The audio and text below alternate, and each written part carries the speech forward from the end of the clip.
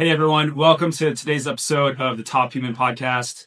We've got a very special guest, a good friend of mine on the show today, Bob Moberger, who I've known through the spinal network community or the network spinal community. We've become good friends at certain events and also receiving network care.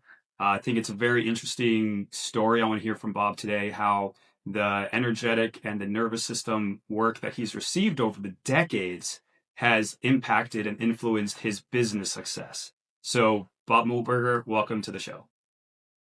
Thanks, Andre. Great to be here, bud. I want to start with a little bit about just your background. You found network care and started working on your nervous system and your body decades ago. You already had some business success back then, but it's clearly impacted you as well along the way. So, can you give a quick background about kind of where you were before you started a lot of this work? To give a little bit of background on where you were, where you started. Sure. Yeah. So Amy and I found my wife, Amy, excuse me. We found network care going on about 25 years ago. We kind of ran into it. I was in the construction business, my family construction business. My parents started it. My brothers and I went into it after college. I have two older brothers. We worked for my dad, summers to work our way through college, et cetera, doing labor and grunt work. We were in the insulation business originally and then into the construction business. After we all came in about the late 80s, we got kind of that quote unquote lucky break. And we hooked up with a national retailer that pushed us in a way where we ultimately ended up getting licensed in all 50 states. We did work in Canada, Mexico, etc. And as a consequence of that, we started accumulating properties at the Ohio State University. We were based out of Columbus, Ohio. And through that endeavor, we started building a portfolio of a student housing portfolio. After that, when we kind of capped out at Ohio State, we had some limitations on us there. So we started a real estate development company. Our relationship with our customers was we didn't really do one-off work. The model for our construction business became working for franchisors, retailers, people who did work all over the country. And most of our customers had their own construction department as a part of it. And our construction guys would work with their construction department. Mm-hmm. So ultimately, the big issues with that is that developers and contractors have issues, and that ends up affecting the customers.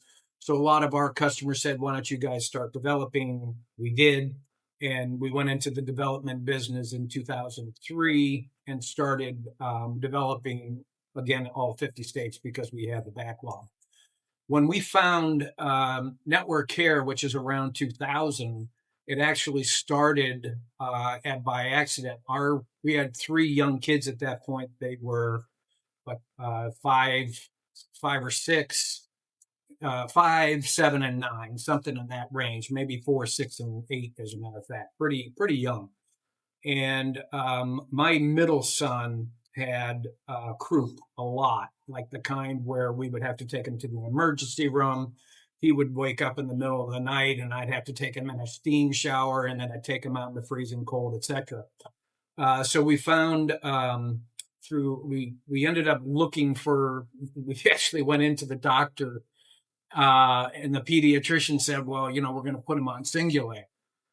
And we said, okay, great. How long is that? And they said, well, like forever. And I'm like, what do you mean forever? And they said, well, he'll need to stay on it indefinitely. And I'm like, he's friggin' 2. How does that? Yeah. So we were like, was that a drug? Singular is an inhaler type thing that opens up the airwaves, but his tube was skinny, just hadn't fully developed yet. He's like 6'1", 190 pounds. He's a friggin' horse. So he's in great shape now. But when they're little, it's just one of those things. And they had like allergies and stuff like that. We were on a typical American path at that point. We were eating, they were eating sugar and crap and, just all this Sad stuff. diet. Yeah, just in crazy, crazy stuff. So we ended up finding a lady who helped us with him, turned us on to NAET, non-boudrepaud allergy and Hmm. elimination technique.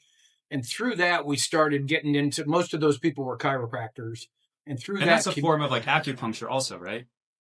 it can be, but the Kind kind of. we Okay. did was where they put like essence in tubes, and he would hold tubes, and then they did they actually used like like bongers. We used to call them bongers. They were like long sticks with a round rubber balls on them, and they would tap his spine while he was holding the thing that was causing the allergy. And the deal was it eliminated it because it it cleared up the chaos, and cleared the signal so it would just run right through, as opposed to Hmm. getting stuck and causing the allergy. Right. So through Okay. that, we ended up finding our original doc, and Amy did some chiropractic because she had 3 kids she was lugging around. I mean, they were 3 boys, a lot of work. Amy was like 115, 120 pounds at the time because she was chasing around 3 kids, and she hurt her back. And so she couldn't go into her regular chiropractor. And she met a lady in Kroger's grocery store that said, "Hey," and Amy's like, "Oh my God, I hurt myself. I don't know if we're going to be able to go on this vacation." And the lady said, "Well, I've got a chiropractor, but he doesn't do like regular chiropractic, but might be able to Yeah. help and you might get in." So Amy's like, "I'll do anything." So she went and she saw our first doc, who was Artie Singh, great guy, became good friends with ours, vacations, etc. Hmm. But he started working on Amy, and then Amy told me, 5 or 6 months later, she said, "He thinks he can help me with the kids. I want to bring the kids. He's doing a presentation. I want you to come to this presentation so you know what's going on." So Yeah. I'm like, cool, and I was open to other stuff. Like, my dad in the 1960s was a pharmaceutical rep, but I always remember my dad saying things like, you don't have a headache because of a lack of aspirin. So this is an intervention. It's not a lifestyle kind of a thing. And back then, when they gave you penicillin, they also gave you probiotics for after you did the course of antibiotics. They gave you a 2-week course of probiotics to rebuild your gut. That actually happened in the 60s and when antibiotics first came out. So anyway, we go to the guy, he does his speech and all that, and he says, "I'd like to have a volunteer." And so I'm kind of hardcore at this point. I'm like in my late 30s. We've started having success. We went from a small general contractor doing, 2 or 3 million a year, and now we're probably doing, 30 to $35 million a year. We're all over the country. So obviously I think I'm hot shit. I'm Hmm. God's gift to construction, etc. And I'm kind of a my way or the highway guy, which is part of what is causing all of these issues in my kids, which I don't know at the time. So Sure. I just stand up and I said, "My wife wants to bring my 3 sons in. You're doing me." And so I walked up and I just got on the table, like, and people were like, "Okay." So he does one contact, and my right leg lifted up and extended almost an inch. And it was so like jarring to me that I looked up and I said, "I swear to God, I didn't do that on purpose," to the people, because I thought they would think that like I was a plant. I was faking because I was Hmm. so struck. And so Yeah. he worked on me some more, and he said, "Okay, that's all we should probably do for now." And so he pulled me over to the side and he said, "You're going to be in agony tomorrow.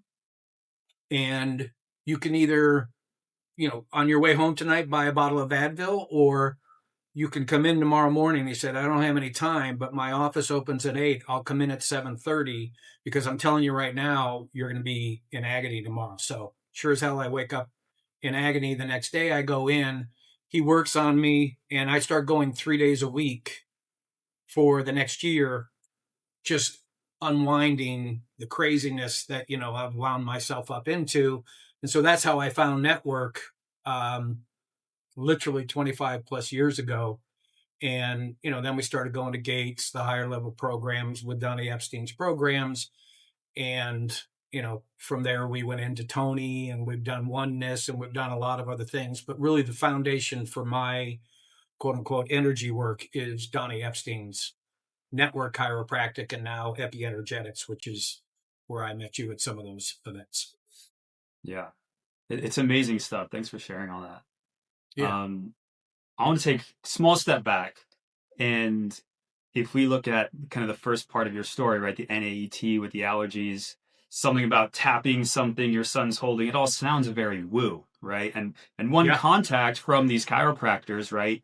It's a very light skin contact. There's no bone manipulation going on here. So Yes. for anyone who's listening who's not into the woo side, something I think is really interesting is one of the experts in this field said every elite performer has some aspect of woo that they've kind of bought into or that they experience.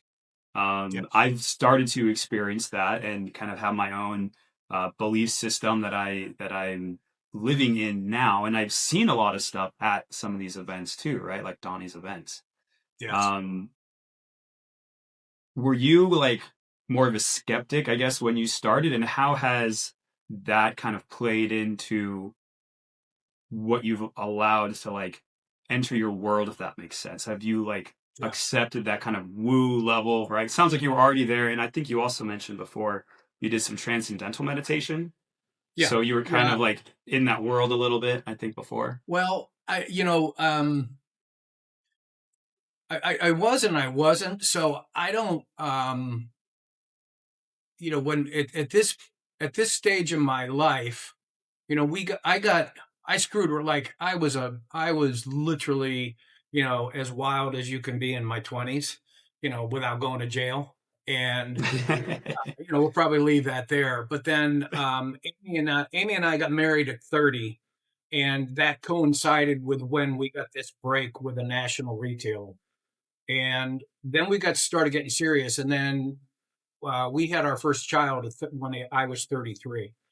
And from that point forward, I was pretty serious about work, and I got pretty serious. I still partied, and I was still, a wild man, but it was on weekends, and I was dead ass focused on work.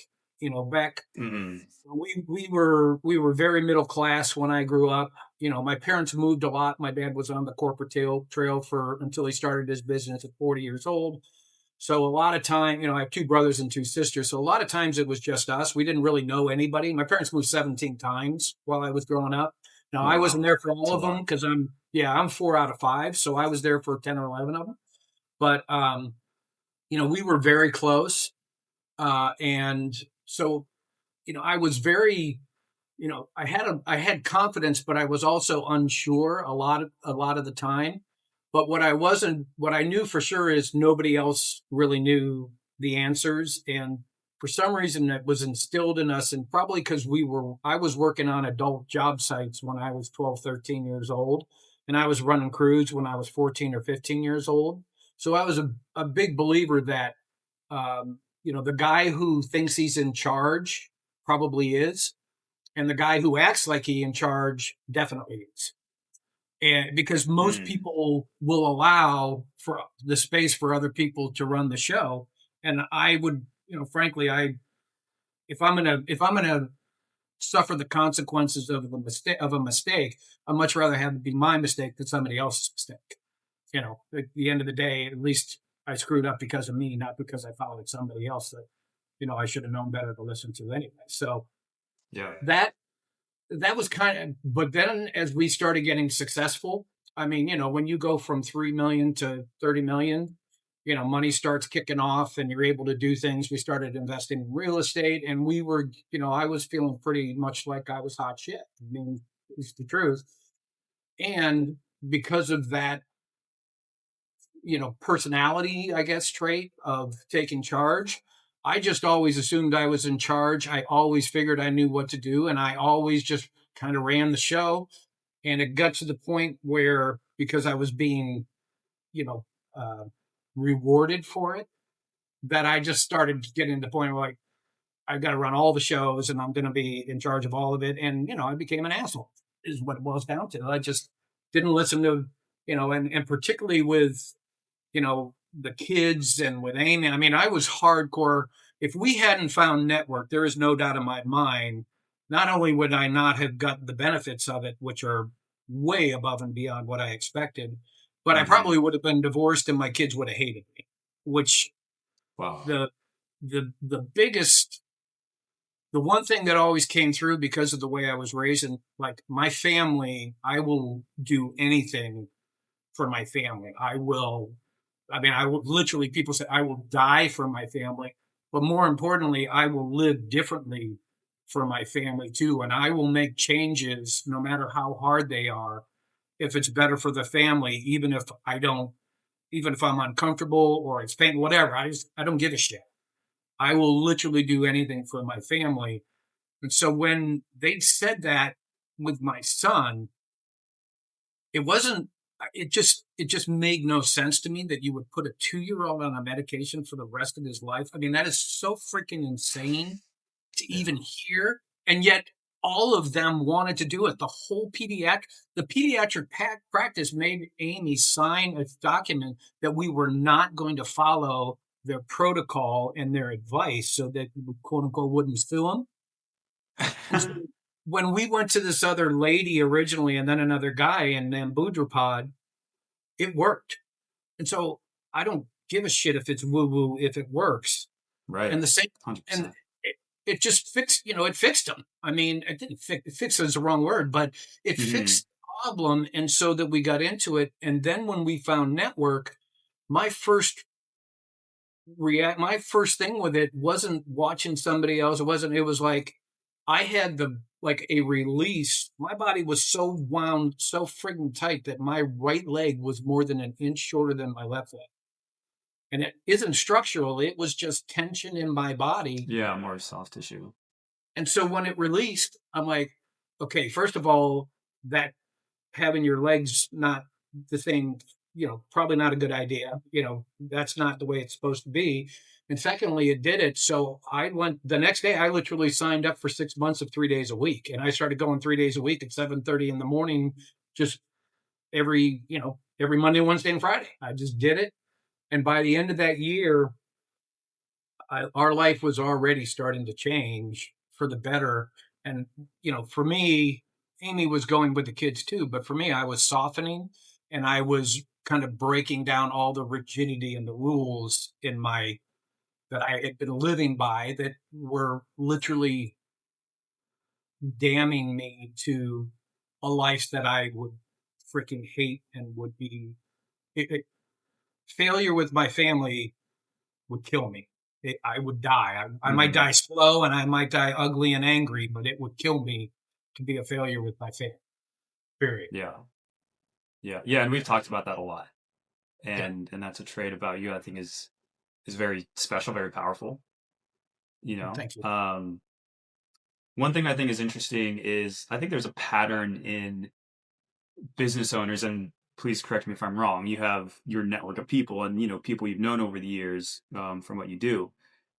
I think a lot of people in business wait to work on themselves and heal themselves until after they've made all the money and they made all the success, right? We kind of neglect ourselves. We sacrifice our own physical, mental health, emotional health to make all the money.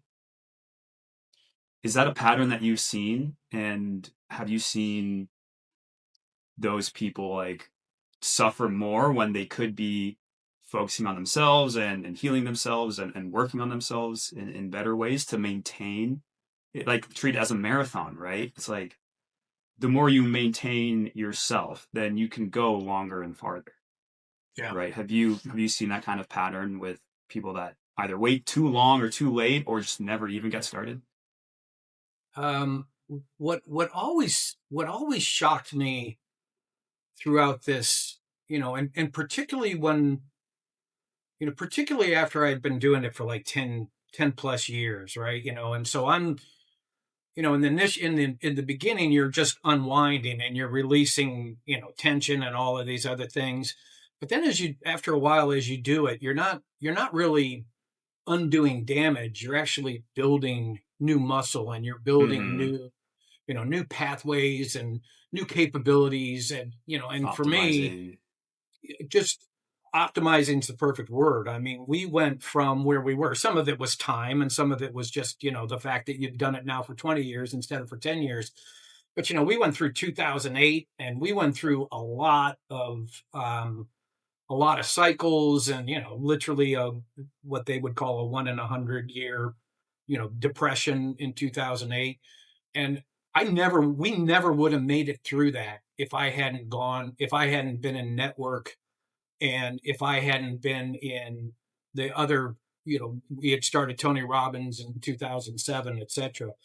And one of the things that always really surprised me is people would say, like, I would meet them and I would talk with them, and then they would hear stories and all that. And I'm not a big like talker about that. I talk with the people who I do it with. I don't really talk outside of that.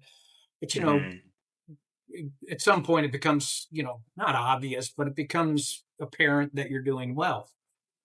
And Yeah. people, and I would be in better shape, and I would recover faster, and just all of those things. And people would say, what do you do? How do you, what are you doing that Tell me you your do this? secrets.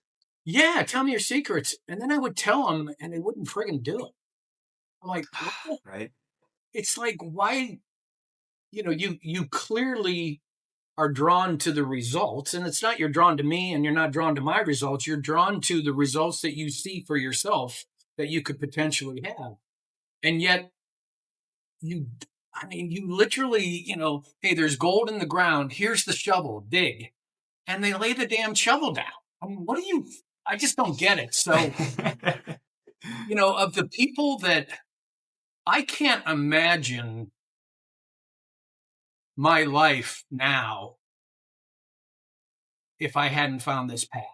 If I hadn't, Yeah. if we hadn't, and when I go, one of the my I tend to be a little bit extreme, and so when we go all in. So we've done 20 gates a year. You can tell them the transformational gates.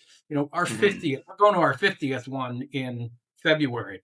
We did 2 or 3 gates a year for 20 years because that's where you get growth. You go to the office to do the just the regular foundation work and the maintenance, and the life and living and all that, and you advance.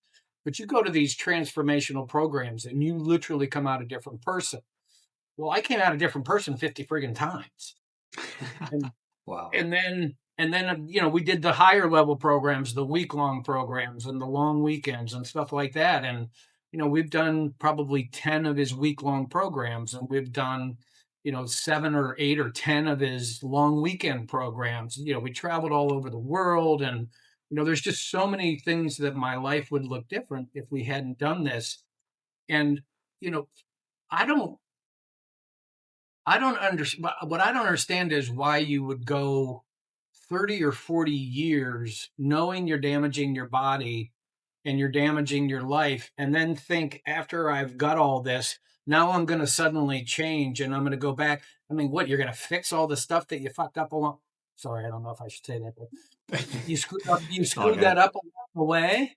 I mean, don't, how about do the work now and have less screw? You're still going to screw up, but they're probably better level screw ups, and you recover much better, and you actually find the value of, quote unquote, the mistake, and it becomes an opportunity and a turning point in your life, as opposed to becoming a death swan into you know hell on earth, which that's where I was going. I'm telling you, this is not this is my life. My wife would have divorced me. We went through marriage counseling because I was such an asshole, and my kids would have hated me. Their reaction to and allergies and stuff like that, I'm sure I was part of their allergic reaction because I was so wound tight that I was winding them Mm. tight. And ultimately that manifests in the beginning. It manifests in themselves because they don't have a voice, but once they get a voice, they manifest it back against you, and they fucking hate you for the rest of your life. And you have literally, I don't care how much money you made, you have lost as big and bad as you could possibly lose at life. if you're family, if you don't have your family. That's just rule number 1 through 10. And then, you know, rule number 11, I don't even give a shit what it is, because 1 through 10 is the most important. Yeah.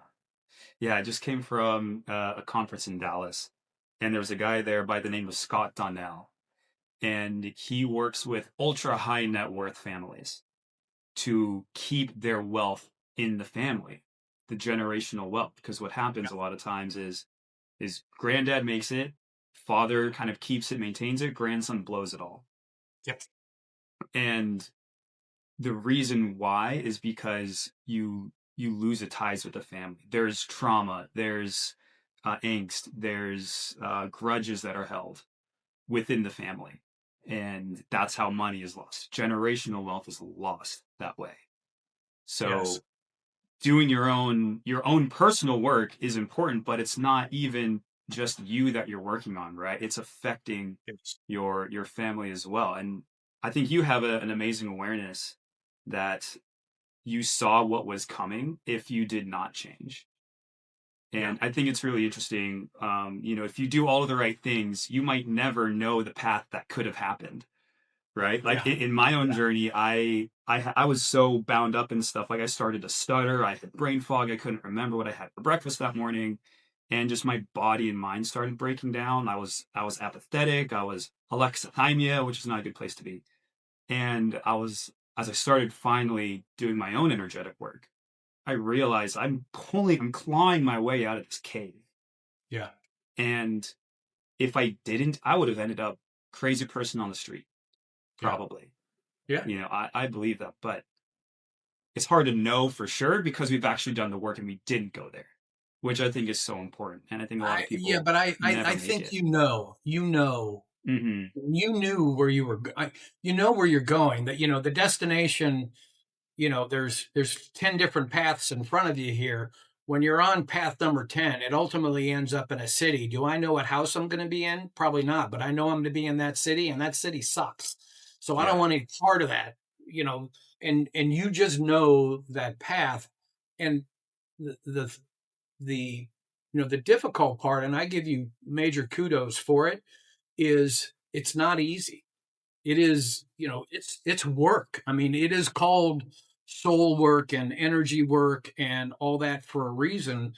And the more it's like all work, the more you give it and the more you go like all in on it, and you can show up and do the exercises, or you can show up and take the exercises to heart and literally not do the exercises until you transform your life. And that's a totally different approach to what it is you're doing. Yeah. Mine was out of fear, but it was the fear for where I could have been. But honestly, at a certain point, it changes. I think the pain, that's the beauty of the pain. The pain gives you the awareness to want to get out of it. But at some point, you get that picture of what the future could possibly be. And you start seeing people that, there was, when I was 5 or 10 years in, there was people that were 20 or 25 years in that I was looking at and thinking, what happened, dude? And literally all they said was like, just keep doing the work. Yeah. Just keep coming and showing up, and don't repeat the same work.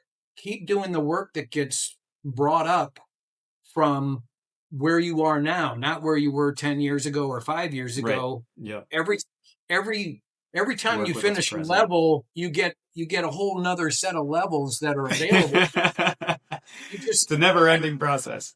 well, and I just that's what I don't understand. Like people who start and then they stop. I'm like, dude, It's like you weren't done. you're on three, and 100 is out there. Don't you want to go to 100? I mean, I'm not saying I'm not at 100. I mean, I'm hoping I'm at 50, because that means I got another 65 years that I got to go do the rest of the levels. But, Hmm. at the end of the day, it's like you have, I just, you see it and you can go there. I'm like, I will do whatever it takes to get there. And this path it isn't about the money. I actually want to start something back up again. I sold out of everything 5 or 6 years ago, and we kind of screwed around for a year. We moved, COVID, I had some surgery I had to take care of last year, etc. Your life isn't perfect and things happen, but your reaction to it is different. But my next goal is honestly the first thing I did was for me and my brothers. That first generation of business was for us. I wasn't really thinking generationally and all that at that point. At Hmm. some point I did, and actually, what I decided was I wanted to do it differently than the path I was on, so I stepped away. But now the next goal is I want to do 10 to 100x of what I did the first round, and I want my sons with me, but I also want to create a generational system with where you can actually avoid the pitfalls of the grandson, the father, or the grandfather, the father, and the son.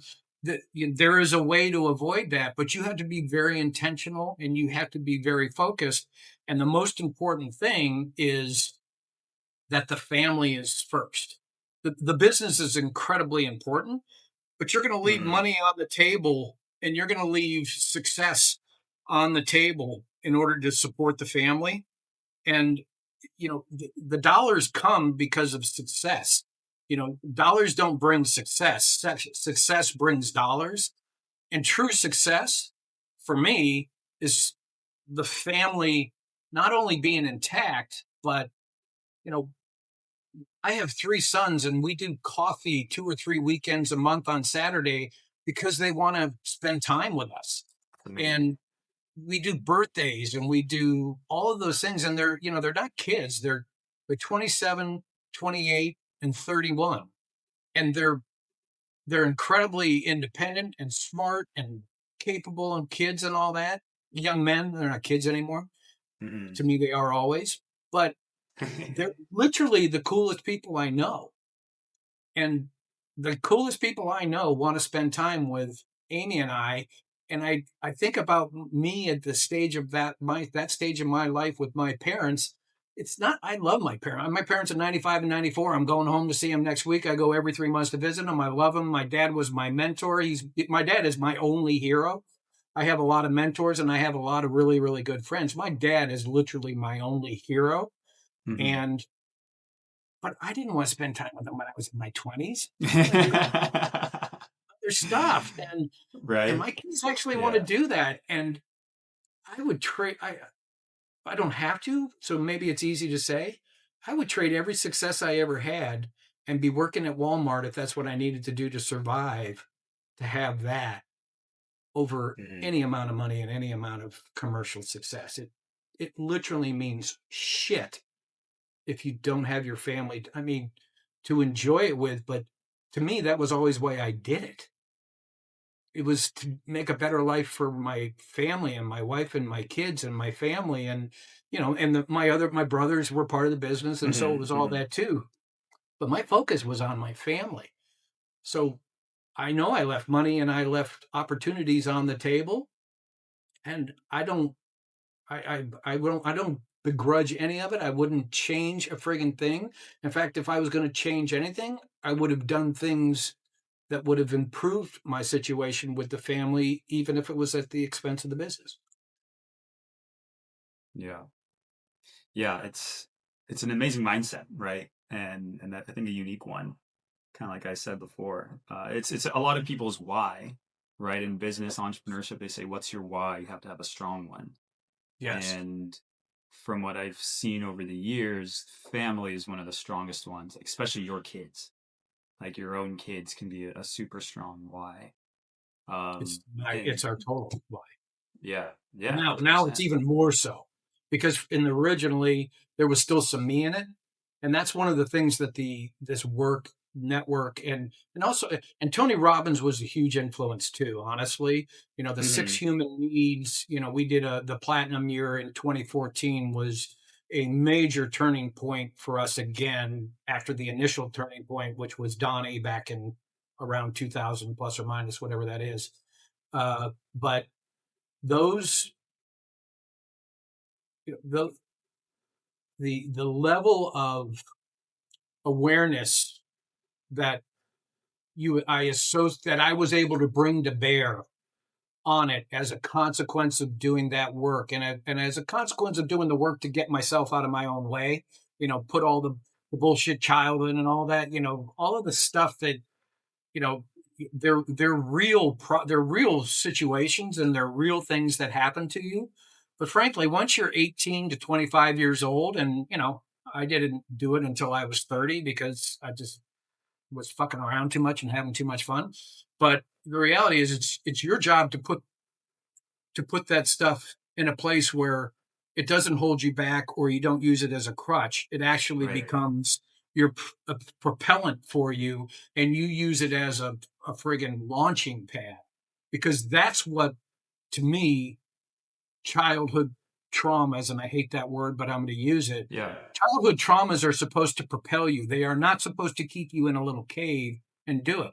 But you got to do the work. It's hard, it's scary. And so you need to be around people that know how to do it, but also will support you while you're going through it. And I mean, I have hundreds of people that I can tell you a story about that helped me at an event, or they helped me just figure something out. Or, I mean, hell, they just came over and they put their arm around me and said, dude, it's going to be all right. You're okay. Just let it go or let it out or whatever. I mean, hundreds of people in this community helped me do that.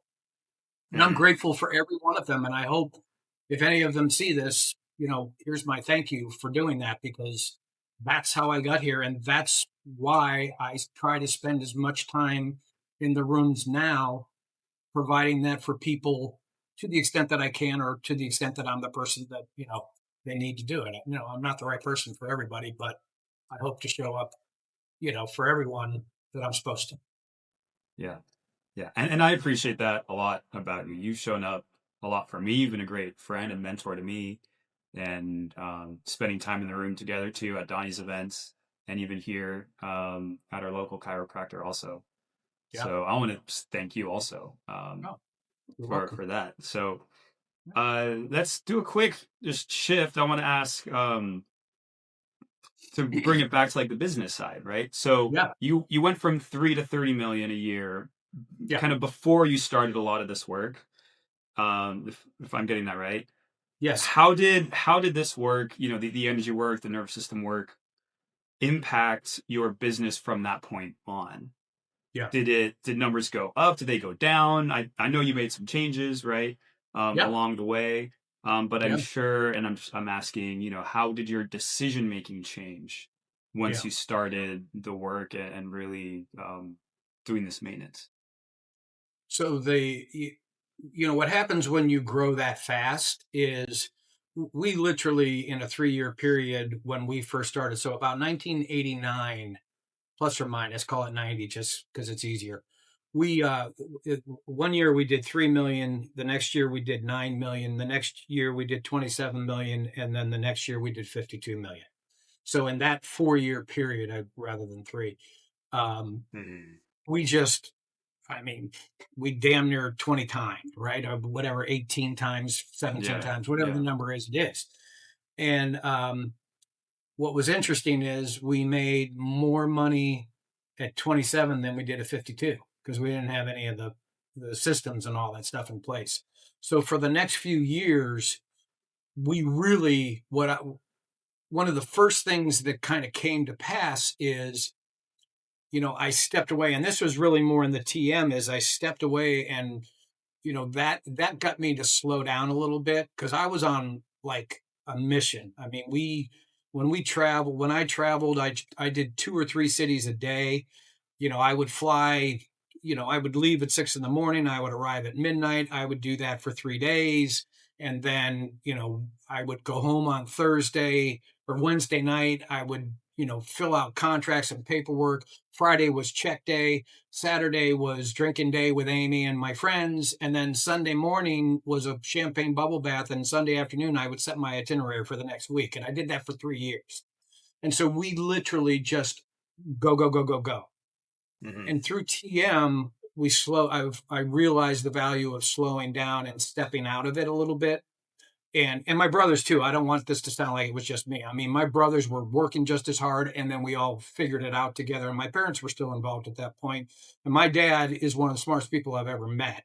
And he was, he's a Brown University graduate. He was national. He worked for national companies, so he had a lot of the corporate intelligence that we didn't have. And through all of that, we we started properly setting up the mechanisms for the company. But when I started, we had started buying some properties and around Ohio State University. My brother and his buddy, my brother played football at Ohio State, and he was one of his best friends was a wrestler at Ohio State who worked for a property owner down there. And they would start buying they had started buying properties that the bigger company didn't want, like a house, onesie twosies and stuff like that. Mm-hmm. Well, we started buying some as a group. My dad was really smart in the corporate world. He said, like, you guys need to be a part, everything that you do, you need to be a part of together. So that if one of you is working on this, the one over here that you all own together isn't going to say, hey, he shouldn't be over there. He needs to be spending his time here because you all own everything together. It doesn't make any difference because you're all working on each other's quote unquote wealth, right? Yeah. So as we started doing that, it's a little scary. Your first, literally the first purchase was $65,000 and it was $35,000 in renovation for $100,000 house. And we were like, holy shit, what did we do? Right. And then of course you buy more. And then, within 3 or 4, we bought an apartment building and then we bought 3 houses in one and, Mm-hmm. blah, blah, blah. Well, around the time that we had started Network, we had the opportunity to buy 183 units. And it Wow. was, yeah, it was a $3.8 million deal. And there was a million two in construction. So it was about a $5 million deal, $4 million loan, $1 million of money that you had to put in. And I don't think we'd do that if I hadn't started Network. We probably would have been like, what, what it opened up in me is that there is no predetermined. I mean, there's what I now understand is the energy that you bring is really the most important choice that you make is the energy that you bring to your life and you bring to circumstances and you bring to your decision making. And if you're fearful and all that Mm-hmm. and at a very low energy level, you're going to have, shitty decisions and you're going to have a shitty life. I mean, kind of overly simplistic, but, mostly true. But the more energy you bring into it and the more you look at opportunities and possibilities, the bigger the opportunities are that you can create. Now they have bigger problems, but because you're using higher energy levels, you will also attack the problems that come along the way. So we did that deal, and ultimately that changed our trajectory in a big way. And I don't attribute the decision to Network, but I do attribute the energy behind the decision to Network and to doing this energy work that allowed us, and frankly, to convince one of my brothers that we should do it because he was not for it originally. And then ultimately we were able to convince him. And we had a deal where we all three had to agree on everything. If we couldn't agree, the decision was either a no or we tabled it until all three of us would agree. And we had some fun, we fought, we argued, we had different lives. My one brother is 7 years older and had 4 kids already at the time. And I was, I didn't, they were just different ages and all that stuff. And we had to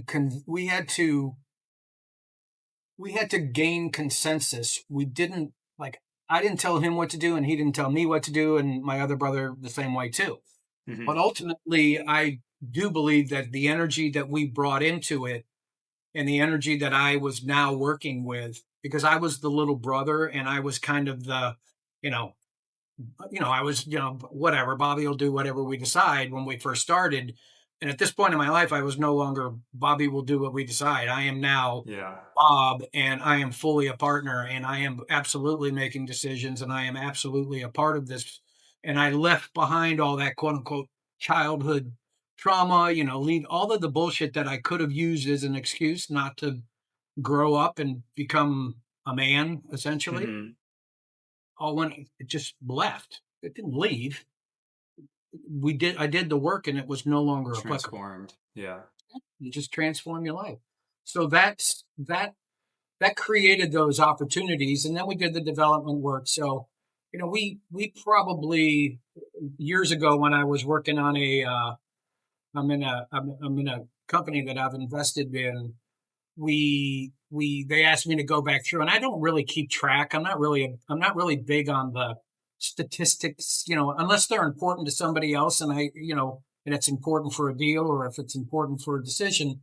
I just don't really give a shit about stuff like that. But when we went back and through and did it, we figured out that we did about $1.2 billion in construction and real estate development, and when by the time we finished, we had 1,550 beds in our student housing portfolio.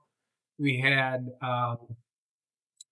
we developed property. We probably developed, I think the number was, I think we developed 115 single use properties all over the United States.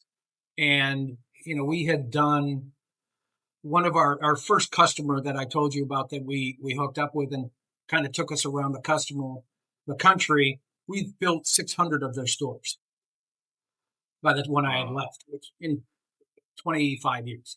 So, we were able to do a lot. And people used to say, "Oh my God, your ass is hanging out, liability ass is hanging out all over the United States. Doesn't that keep you up at night? And doesn't that, make you crazy?" And I'm like, not really. I mean, it didn't. I mean, we mitigated risk, and we were really, Right. really good at mitigating risk, and we were really good at systems. And just because you're affected by woo woo and woo woo is true, doesn't mean you're soft. I mean, I can be I'm as nice as you let me, and I'm as nasty as you make me. It just we were in the general contracting business, and that is not for the faint of heart. So we didn't get taken advantage of very often. We made our Hmm. mistakes and we ate them, and other people made their mistakes. And frankly, I expected them to do it and didn't stop until they did, or until it no longer made sense. And we would do what we need to do to pay to get out of the situation, and then we would move on, and then we would never do it again. But we didn't allow lower emotions and lower energy thinking like this guy, I'm going to drive this guy. Like, people hold grudges and they fight for years and years and years, and it's taking Yeah. thousands and hundreds or, sometimes millions of dollars when, just pay $100,000 and get rid of the son of a bitch and just get him out of his life. And, my theory on that was, what? Yeah, it cost me money, but I'm going to make more, not throwing these resources over here. And the good thing about all of this is this guy has to go on and live the rest of his life as him, and I get to go on and live the rest of my life as me, and I'm going to be a hell of a lot happier than he is. Next, it is what it Yeah. is. Yeah. And that all of that comes from network. Every bit of it. That is network. That is not Tony. That is my connection with my energy. And Hmm. you've been in it, and I don't know how far you want to go here, but like, I've connected with past ancestors and I have connected with future ancestors in these programs. All of that comes for, don't allow your connection and your place in this legacy line to be stopped or overly affected by this yahoo who has, he's on a different path. And frankly, he taught me a lesson, because I didn't make the same mistake again. But I don't allow the lesson to live in my life. I just take the lesson and leave the person behind in those circumstances. And Hmm. that's now that is 100% the energy. Yeah. I love what you said earlier of, I wrote it down here. The energy that you bring to a situation into your life determines your success. And the energy work helps you train your energy system so that you can bring that higher Yes, level or richer level of energy to your decisions, to your life. I 100%. think it's a lovely, clean way of putting it. I hadn't heard it in that way. I think that's really wise. Well, thank you. I might have stole that from Donnie, though, to be honest. Probably. I'm not sure. I don't know. Might have my own take, but there's probably a little bit of Donnie. There's probably a lot of Donnie in that. Probably a lot of Donnie in there. But honestly, only because it's true. Because if it Yeah, wasn't true, I don't care. If Donnie says something that's not true, I don't carry it with me. sure. So it's just true. I mean, Yeah. if you think about the like when you feel like I've walked, let's depersonalize it. Hmm. You walk, some people, that's that old saying. Some people, everybody lights up a room. Some people do it when they walk in, and some people do it when they walk out. And Yeah. the all of that is their energy level. You know, Hmm. people who light up a room when they come in are usually, it's not like they're up. It's just that they're completely and totally consistent with their true energy and their source of their energy, but also the essence of who they actually are, as opposed to somebody who is, fighting themselves, and they're miserable and they're unhappy, and you know and being in the right energy doesn't mean you're happy. It just means that you're completely congruent with who you are and what you're here for, as opposed to people who are incongruent. That's a better way to say it. They're not in congruence with who they are and what they're Hmm. here for. And it just sucks the energy out of people, as opposed to lighting up the room, because you're literally beaming energy because you got so much that you got plenty to spare, and it just lights up the room. That is literally what lighting up the room is to me. That's what it means. Yeah. Yeah. Yeah. Yeah. Yeah. So how would you describe, I guess, in your own words, what the work is? Right? I mean, it's energy work, it's nervous system work. You were talking about ancestors. There's we can go as woo as you can, and you can say as practical as you can, right? Yeah. I personally I like to come at it from the aspect of just like physics and biology.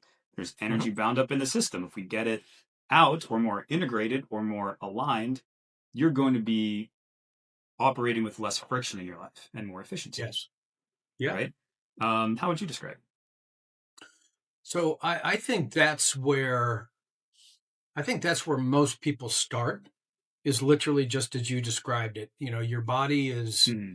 loaded with tension from, you know, the old, I hate this. I'm not going to use it. You're 5 years old in kindergarten, and, you have an accident in a class, and it's like you create a rule for yourself so you're never that embarrassed again. And then a girl takes you, you approach a girl, you get all the energy you can, and you muster up all your courage, you go in, and she shoots you down. You're like, holy shit, I'm not doing that again, that sucked. And just all of those moments in your life that create these rules, and then the Mm-hmm. parents that the rules that your parents have. And by the time you're 18 to 20 years old, you have this entire personality that has been built by other people or for other people, that is literally almost nothing to do with you. You didn't make any of the Right. decisions. Yeah. And so, as circumstances hit you, the energy comes into your body from that situation, and it just gets bound up because you've put all these little lock boxes throughout your body from all of these things that happen to you, and the energy goes in and gets locked up. And that is, disease is dis-ease. It is dis-ease with the circumstances and the situation, and you're going to lock it away. And then eventually your body says, hey, we don't want this shit anymore, we're going to start giving you some symptoms so that you deal with it, right? So I think that's where I started, for sure. I was like, I explosively expelled energy. Like, my kids were we were at a gate one time, and my kids were in the lunchroom, and they used to have community lunches, and Amy and the kids were sitting at a table with them, other the group, and there was this huge, big, yelling and screaming and stuff like that. And some people at the table said, "What is that?" And one of my kids said, "Oh, that don't worry, that's just my dad." So, and my kids think it's kind of Yeah. normal, which I think is kind of cool. So, that's where That I is cool. started. But, that is releasing the bound up energy inside of you. And that is, in Hmm. my opinion, that's literally the foundation for being Yes. able to access the unbound energy. Because accessing unbound energy requires a certain freedom and a certain congruence in your body that you're able to actually feel it, reach it, or accept it, whatever orientation you have to that energy. However, there's no right or wrong way. It's just how you feel it, and then be able to actually utilize it and to create, like, to me, it's the evolutionary growth. That's what that energy is for. The lower forms of energy are for, physiological things, like biology, the survival Right, and, the running of the body and yeah, the cellular running of the functions. body, yes Yeah. and no answers, emotion. When you get to the higher Hmm. level functioning in the brain, and then, as you do that more and more, you start feeling soul tinged, energy, and you start thinking, man, I'm not here. I remember thinking I really wanted to create a business that was successful, and the, some ego in a lot of ego in there, but also a lot of um, I wanted to do it for my parents too, and I wanted to do it for my kids, and I, I, I wanted the benefits of it not just for me, but for my family and the people around me and all that. But as I started getting into more of the soul level and the all level, which Hmm. God is a whatever. I don't. I'm not like a big religious guy, but there is some energy source out there. It is what it is. You can or Definitely. can't believe it, but for me, it's there, and it's what kind of this whole It's the orchestrator of all of this, right? Hmm. Name the all. When you start looking at that, I started looking back and thinking, my grandfather owned a bread company. He owned a bakery, and it turns out he was allergic to flour. So he had to close it down, and he ended up, going to work for somebody else, and he missed his opportunity. And it was just because the wrong business for his allergy.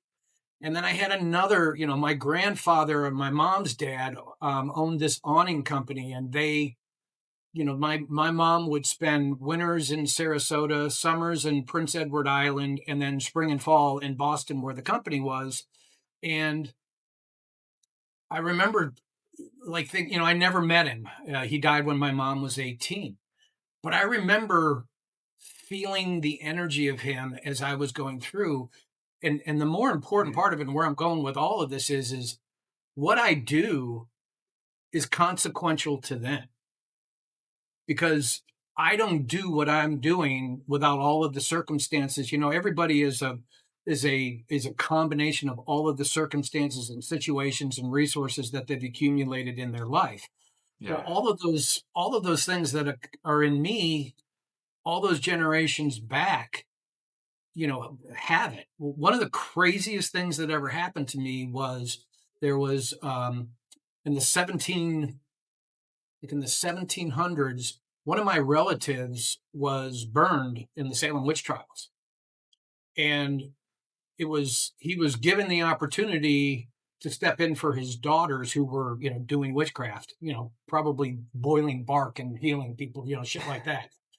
But it just wasn't allowed in puritanical Yeah. times. And I was in a Donnie connected me with that energy in a thing, and I mean, I was screaming in the room from the burning. I literally felt him in the fire, in the burning. Wow. And then afterwards, as I stepped away from all of it, what I realize is that is, it doesn't matter if I'm right or wrong. This is what I believe. And so it's true, because if it's true for me, then it's true for me. That's why I didn't trust medicine. That's why I didn't put my kid on Singular. That's why I have this mindset that it isn't about, you don't cure the goddamn symptom. You cure the problem, and that's what gets rid of the symptoms. And Hmm. it goes all the way back to this guy in the I think it was 1767 in Salem, Massachusetts. That this guy literally is burning in the Salem witch trials. It's nuts. Maybe it's later than that. I don't remember the exact year now, but he literally did, and that's where it comes from. You asked me why did you think that way? I am 100% convinced that is the source of it. Of course, it changes over time. I remember my dad telling me, don't, you need to know why you're sick, or you need to know. And then you work on what's causing you to be sick. You don't work on what it Hmm. looks like. I mean, the fever Right. is the answer to your body. Fever isn't a bad thing. Fever is a good thing. Fever is your body jettisoning poisons. Well, why would you stop that from happening by taking a pill that reduces your fever? You're Yeah. just keeping the poison. It's silly. When you think about it, it's so strange. And yet, that's that's normal medicine. And wanting to go fix the problem and allow the fever to burn it out is, you know, alternative medicine. Right. Yeah. I It's think interesting. we claim normal. I think we turn this around and claim normal and make them call themselves, alternative. Alternative. Yeah, they're the alternative. They're the ones pumping poison in to kill shit that, whatever. So who knows? that that's wild. Sorry, I got on a diatribe there, but you know, Yeah, no worries. I think it's really interesting how, what you were saying before about describing the energy work from the perspective of the bound and the unbound. yeah, And you can't necessarily act, and please correct me if I'm wrong, you're way further ahead of this than me. You can't access the unbound until you've cleared enough away of the bound energy in your body, right? Um, and I've experienced some things along those lines. I've recognized that I do have a lot of bound energy in my body, and I've mhm, been working on unwinding it over the years. yeah, And the more I do, the more I get little tastes and little wisps of the unbound.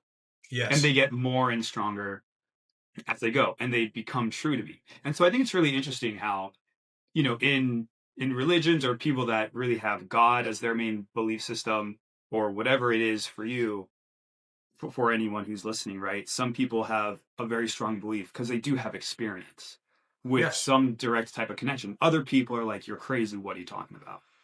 yes, And there's this kind of barrier to that, right? Your bandwidth to access the unbound is just going to be narrower and smaller if there's more of the bound up energy going on. yes, And so, I yeah, mean, I grew up in a house that was basically atheist. And the more that I've worked on healing myself and unwinding everything, I'm like, I know there's something out there and I'm getting closer to it. And so I yeah, think that's really fascinating. Um, and you touched on that a little bit. So I just wanted to kind of double tap on that. I think yeah. that's And I think interesting. the only clarification, I think you're 100% on. I think the only clarification I would make is it's not that you can't access it. In my opinion, when you have a when the it's like the foundation. You're to me clearing out the bound energy is like digging the foundation, pouring the footings, getting the house up out, getting yourself up out of the ground. And then you start building the walls, and then you start putting a roof on it, and then you start decorating, you go in and you start finishing the house and the plumbing and the electric and all that kind of stuff. Mhm. Surprise, surprise, I used a construction analogy.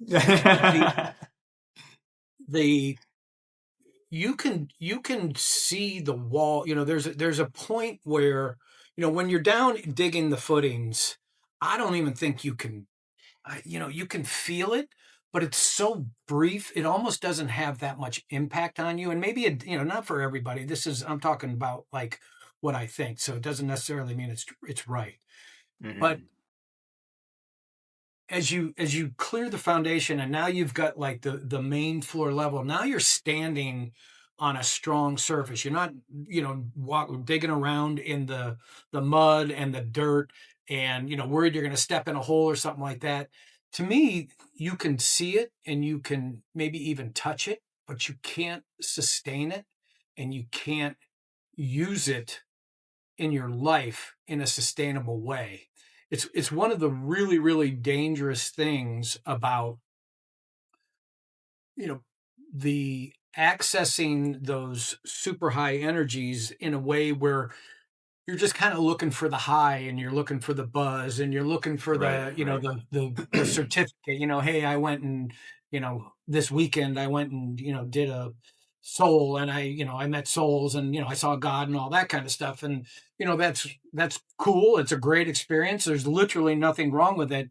But the question is, next week, what do you do when you and your wife are in a fight? Do you smack her around, or do you argue? Do you walk away and you don't talk to each other for a few days, or do you stand there with presence and, really hear what's going on, and Mhm. you hear past the argument, and you hear what's really going on, and you come to a place where you guys actually come out of it with more love rather than with less love.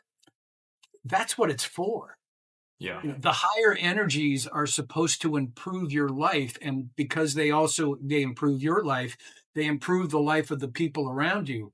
And the more access and the better foundation and the ability to actually hold the energy and to utilize the energy and to stay in access and stay in proximity with you, increases the amount of people that you ultimately affect with that energy.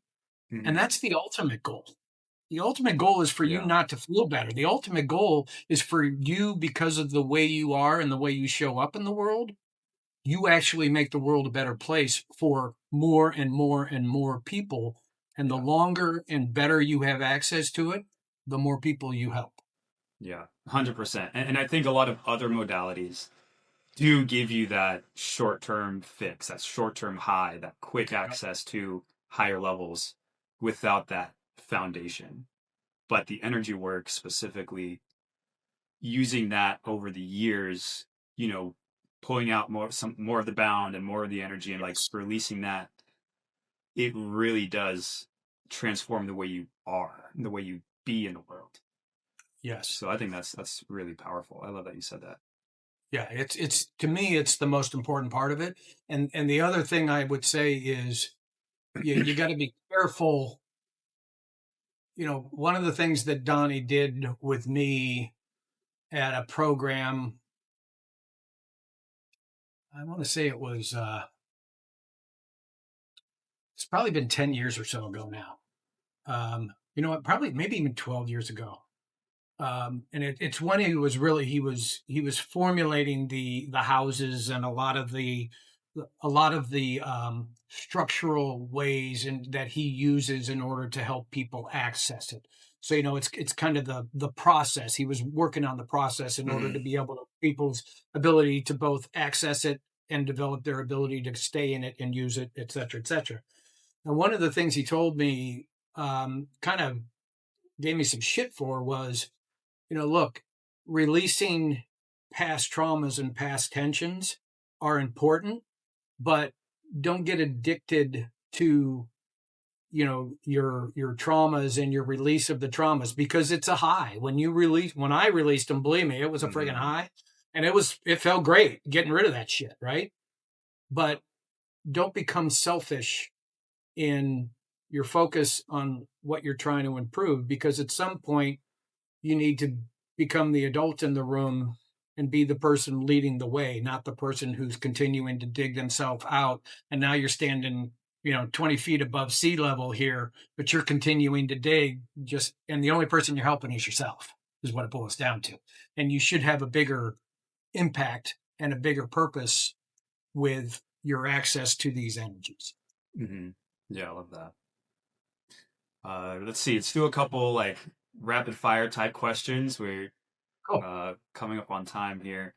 Sure. Um, if someone's listening and thinking like this sounds great, but I'm too busy, what would you tell Uh, Short answer is that's bullshit. You have time. You don't, you make time for the things that are important. There's nobody is working or busy 16 hours a day. There's portions of your day where you're doing shit that doesn't matter and you're wasting time. Nonsense. I owned 3 or 4 companies at a time. I had 3 kids. I had a wife. I had lots of other interests. There's plenty of time. Make the time and do it. It's them? it's one of the most important things you'll do, frankly. So if you Yeah. if you have things that are important, give up the least important thing and do this, because it's more important than most of the most important things you do. Yeah, just make the time. Yeah. Agreed. What would you say is the biggest misconception about energy work? Um, that it's woo woo, that it's easy, and that it's it's supposed to be soft, and it's supposed to be angelic, and it's like "La," and all that kind of stuff. Right. Uh, doing the heavy duty energy work, I mean, mine was brutal. I mean, Yeah. it was like gut wrenching. It was scary. I mean, I was screaming. I was, I had snot blowing out all over the place. I was crying. One gate I went to, I literally cried the entire gate until the last entrainment. So I literally cried for 2 days solid, and I hadn't cried in public since I was 5 years old, and I was in my 40s. It was. It is not delicate. It's different Yeah. for every single person, but it's a personal experience. But don't expect it to be this angelic process. It's called energy work because it's work, and you need the better you do the work, the better your results. Hmm. Yeah. 100%. How do you know when you're out of alignment? I'm a dick. I mean, I'm an asshole. I don't. I'm short with my wife. I don't show interest. I don't do things. I kind of sit around. Hmm. I'm lazy. Um, and I don't, that doesn't happen for a long period of time often. Usually I go in, I'm like, wow, what's up? And I get trained I'm 25 years later, I get trained every week. I mean, Yeah. I go and do the work every week. Um, and then I do program. Like I said, we still do 2 gates a year, and we do an extended program a year. I did a Tony Robbins program. I think Tony's awesome. He's great. So I do things that focus me and energize me and help me stay on path. But you know, I can feel myself becoming the old me, and I don't. I mean, I love that guy, but I don't want to be him anymore. Period. Yeah. He just he's not. He's It's like a 40-year-old being a 10-year-old. I mean, what are you doing? I mean, grow the fuck up and like go do what you're supposed to do and stop being a childish. And again, there's times for you know hunkering down and re-energizing and all that, but it's nowhere near as much as most people give themselves license to do. Hmm. Yeah. Well, I've got one more question for you, Bob. Thank you so much. Before we get there, um, if people want to find you, is there a way they can reach out or find you on socials or anything? Yeah, I'm on social. I'm really Facebook is probably the biggest really the social media I use. I have a Hmm. Instagram account that I think I've posted one time in 10 years. So I don't really use it a lot. But Facebook, I'm on there. It's Robert Moberger. Um, you know, if you're doing a search, you would find me there. Cool. Yeah.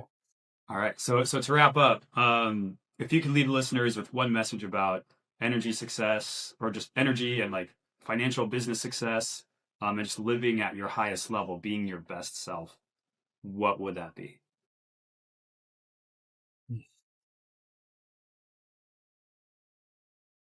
They're. I guess what I would say is they're all the same thing.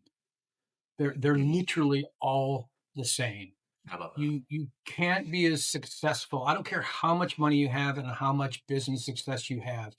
You aren't truly successful if that is, an out of proportion, thing that you're judging yourself with. The whole idea of a wheel of life where, you have your family, you have your spirituality, you have your finances, you have your business success, you have your relationship success. You have all of these things, and it's this wheel. If one of them's out here and all the rest of them are down here, you're going to be going wrong, and you're going to be knocking, and your life is literally going to be knocking up against it, as opposed to having a wheel. In some ways, you'd be better off to have much less success in everything, but have them all be the same. But that's a cop Mm, out, and it's bullshit. hmm. What the goal of energy work and what I believe is true success is to maximize every single access of your area of your life, and the energy that you use to perform your life. And I use the word perform on purpose because it is, your life should be a performance, and you should be hoping to maximize and create a masterpiece out of your life, is 100% the most important thing you will do is the energy that you pursue it with. And the higher the energy, the higher the wheel, and the bigger the wheel, and the more impact you have. I just got the tingles hearing you say that. Yeah, I can feel it, man. Yeah. Wow. Yeah, Bob, thank you so much for coming on the Top Human podcast. Really appreciate your Sure, man. time. Really appreciate you. Thank you. Me too. And You. appreciate it. And yeah, thanks again. We'll wrap it up here. Yeah, you bet. Appreciate you asking me, and all the best, and see you next week.